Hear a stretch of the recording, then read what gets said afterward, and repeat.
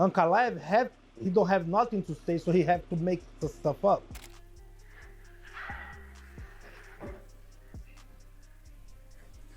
Maybe he thought, maybe I don't want to face him right now. I'm alone, but that's 100% what happened. The time is near when the world will witness once again the face-off between Alex Pereira and Magomed Ankalaev as they go head-to-head in what can only be described as a brutal war. Meanwhile, Alex Pereira decided to make it clear to the world once and for all that he had been labeled as the bad guy on purpose, as the entire beef between him and his opponent had been exaggerated from the beginning in order to promote the fight. According to Pereira, he has been friendly with his opposing contenders for most of his career, not wanting to partake in made-up dramas or agendas.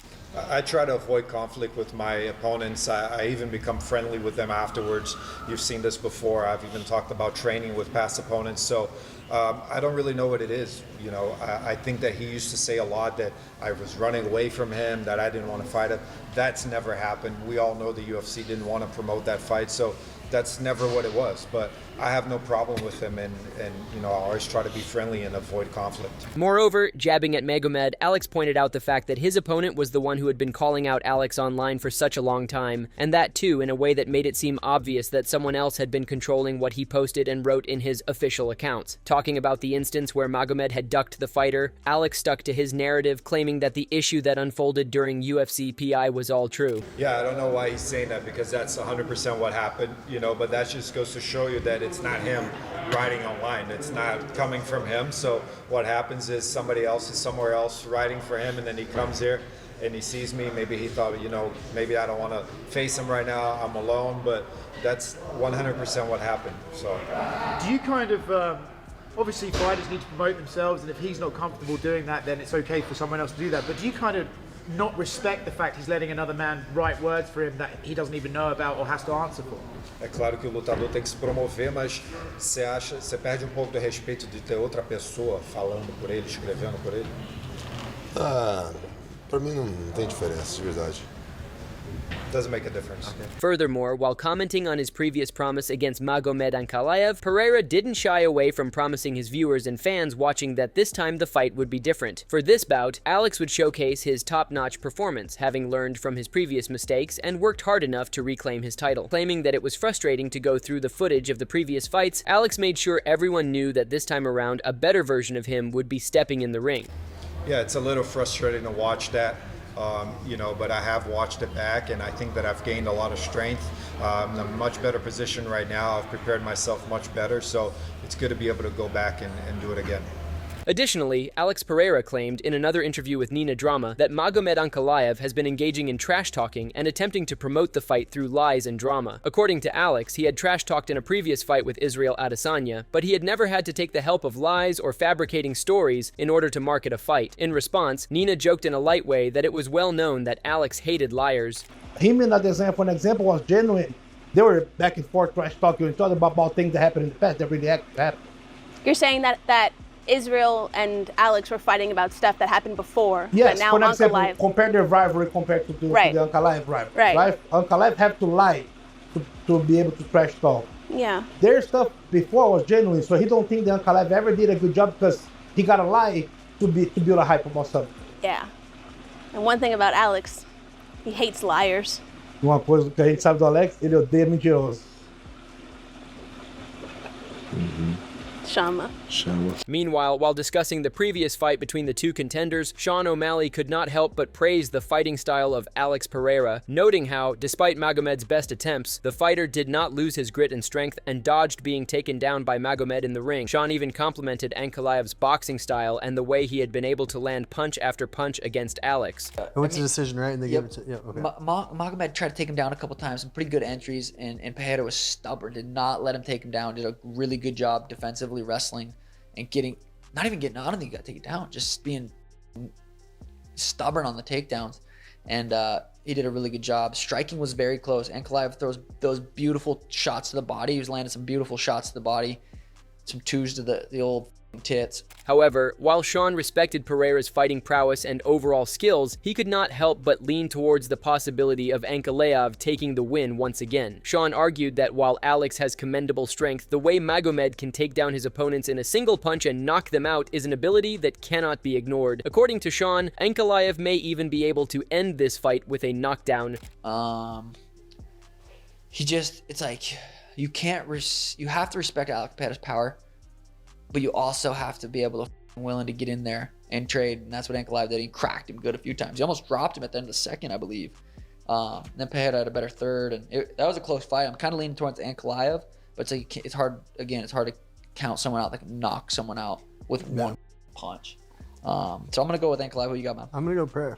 Furthermore, Brendan Schaub came up with some interesting opinions of his own, going as far as to claim that Magomed Ankalaev winning his rematch against Alex Pereira would prove harmful for the UFC as a whole. A fighter from Dagestan coming up and beating one of the biggest stars of the UFC, that too while being a poor trash talker, does not seem to be the best money-making business for the people involved. Brendan even claimed that UFC could make more money out of Dakota Ditcheva rather than Magomed. And the UFC business model now would make more money off Dakota than it would Magomed, bar none. Matter of fact, Magomed's actually hurting the UFC. It's fucked up to say, because if he goes out and beats Alex, who's a much bigger star than him, it actually hurts the UFC. Now, if you're a purist, you're like, well, the best of the best fight in the UFC, if he wins, he's the champ. I get that. I'm not talking about that. I'm talking about maximizing money, endorsement deals, TV time. A pretty girl who's very talented, who's a 500 fighter, we can get more money out of than this guy from Dagestan who's a beast but isn't good on the mic. His shit talking's a little dicey. You know, it's just, and he's also so good that the stars you want to be the face of the UFC, he beats. That's an issue. On the other hand, Dustin Poirier claimed that this time Alex Pereira would walk into the ring with a personal agenda, making the fight even more interesting for the fans of the fighters. According to Dustin, Alex would be able to take the win for this fight simply because of his need to take revenge and regain the legacy he lost to Magomed Ankalaev. Going as far as to say the fight would end through a knockout, Dustin showed his confidence in Alex coming up as the victor of the bout. You said you think Alex is a good underdog value pick. Tell me why. Why do you think he wins this fight? I just think he's danced with this guy before. He wants that title back, and he wants to win. You know, he wants revenge, and he wants to show that wasn't him in the last fight. There's a lot of reasons why, and I just feel like he's too dangerous of a fighter to go in there and not find that shot this fight. You think you see it inside the distance knockout? Yeah, I think it's going to be a TKO or a KO inside the distance. Moreover, Teddy Atlas brought in his own predictions about the bout between the two rivals, claiming that there must be no mistakes from the side of Magomed Ankalaev when he goes against Pereira, since even a single slip-up could cost him his title. According to Teddy, the main reason Ankalaev was able to take the win last time was due to his ability to make Alex back up slowly in the ring, dominating his opponent in a way he did not see coming. And then he puts the lights out. That's how you beat him. That's how Ankalaev beat him. He backed them up slowly. He backed them up with slow, cautious, proper aggression. Backing them up, keeping them off, keeping them a little off balance, keeping them defensive, but never giving him anything to counter. He did it, and he's a southpaw, Ankalaev.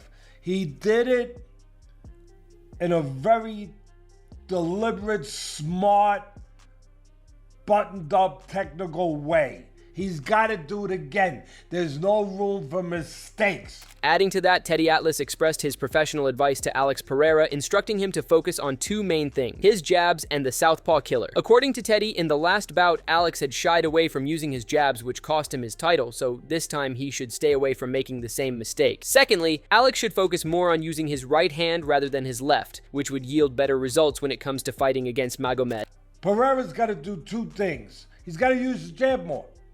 He didn't use his jab. He's got to use his jab more. It's a great jab. It's long, it's hard.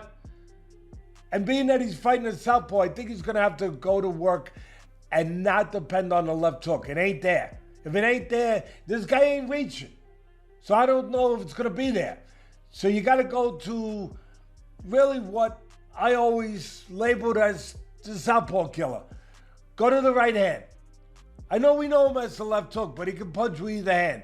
Go to the right hand. Use the jab more. Set up the right hand. Look for that. And don't go straight back. That's one of his flaws, Pereira. Yeah, even the great Pereira got flaws. We all do. Furthermore, Chael Sonnen claimed that the fight between Ankalaev and Pereira has been an interesting one from the start, considering the fact that it was a rematch that no one was looking forward to. According to Chael, it was Ankalaev who had been running after Alex for a rematch, calling the fighter out on any platform that he could find. So, when the UFC PI drama occurred, it only increased the curiosity for the fight among the viewers. Everything has gotten very interesting between Pereira and Ankalaev in a very short period of time. I mean, this is the fight that nobody asked for. And I don't say that from a negative standpoint. You guys didn't ask for the fight. When I say nobody, what a broad statement. Alex Pereira did not ask for the fight. When I say nobody, what a broad statement. Well, there would be an exception, which is Ankalaev. The way this story went, Ankalaev beat Pereira. Ankalaev then called out Pereira. And called him out again and again and again. All right. So here we are. But while we are here, now all of a sudden these two get something going on at the PI. There's some kind of a back and forth. Ultimately, they resolve this. Moreover, Chael also pointed out how Carlos Ulberg had openly volunteered to be the backup fighter for the Alex Pereira versus Magomed Ankalaev match a week prior to the bout going down. According to Chael, Ulberg would have no prior training camp, no rest, and would be flying from a whole other continent just to fight this match if anything unseemly goes down, which is another aspect that raises the stakes for the fight at hand. And Ulberg immediately says, I am willing to be the backup fighter for Ankalaev and Pereira. I realize that's on a different continent, 1 week away. I realize that will mean there's no training camp, some pretty sleepless nights. But I'll get the paperwork done, I'll beat the scale, and I'll be available if you need me. Now, allegedly, Hunter Campbell said, we'll have a plane ticket for you, and we'll have a seat. Meaning, yes, come on out. This wasn't our plan. We don't have a backup fighter. We accept. Come be a backup fighter. It's a very big deal. It's a very big deal in my opinion. There's only 2 times in history that the backup fighter did not go on to fight for the title next. Meanwhile, Danny Segura from MMA Junkie claimed that Alex Pereira is a mastermind when it comes to playing with the emotions of his opponents. According to Danny, Alex has done this many times before, where he manipulates and gaslights his opponents in such a subtle way that it can go unnoticed by the untrained eye. Referencing the recent beef between Pereira and Ankalaev, Danny proved that Alex had succeeded in riling up his opponent before the fight by getting under his skin. Ankalaev and Pereira have been beefing. Could this play against Ankalaev, Danny Segura? I think 100% it can.